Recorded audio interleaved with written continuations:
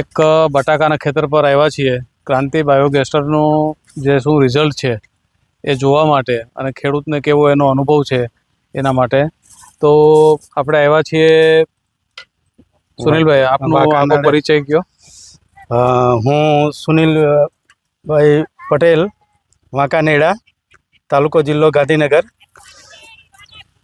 અહીંયા મારું એલઆર એટલે કે લાલ બટાકાનું વાવેતર છે। લગભગ 60 વીઘા જેવું મારું વાવેતર હતું। અને આ જે બટાકા છે એ બધા કોન્ટ્રાક્ટ ફાર્મિંગથી જ કરીએ ને આપણે? હા, 275 થી 80 નો મારું કોન્ટ્રાક્ટ ફાર્મિંગ જ હતું। કોન્ટ્રાક્ટ ફાર્મિંગના ભાવ નક્કી કરેલા? હા। બટાકાની ખેતી તો વર્ષોથી કરો છો? હા હા। તો વર્ષોથી કરતા હતા અને આ વર્ષે આપણે જે ક્રાંતિ બાયોગેસ્ટર મૂક્યું એના સંદર્ભમાં શું ફરક લાગ્યો? એક તો બટાકાની શાઇનિંગમાં બહુ મોટો ફરક આવ્યો અને જે એના ટ્યુબર જે લાગવા જોઈએ એ 5-7 લાગતા હતા એ 10 થી 15 લાગ્યા આ વખતે। બરાબર, એટલે ડબલ જેટલો થઈ ગયો એમ ઉત્પાદનમાં ફરક। હા, અને સાઈઝ બી કમ્પ્લીટ રેગ્યુલર સાઈઝ મળી મને એમ। ટૂંકમાં 40 mm ની જે સાઈઝ હોવી જોઈએ એની આસપાસ એવરેજ સાઈઝ સારી છે। હા, મતલબ ઝીણ નથી। હા, બમ્પ સાઈઝ ખરી, બમ્પ સાઈઝ એટલે જે ઝીણ જે નીકળતી ઝીણ માલ આ વર્ષે ઓછો નીકળશે।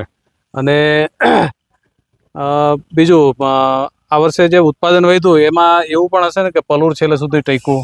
છેલ્લે એટલે કાપ્યું નહીં પણ છેલ્લે સુધી જ્યાં સુધી અમારે 90 દિવસ સુધી પલુર રહ્યું જ છે એટલે પલુરની સાઈઝ પણ સારી હતી। હા, અને છેલ્લે સુધી બગડ્યું નહીં, ના, રોગ ઓછો લાગ્યો। હા, તો મતલબ ક્રાંતિ બાયોગેસ્ટરના આપણે ડ્રીપમાં પણ આપ્યું છે અને સ્પ્રે પણ કર્યા છે ને? હા।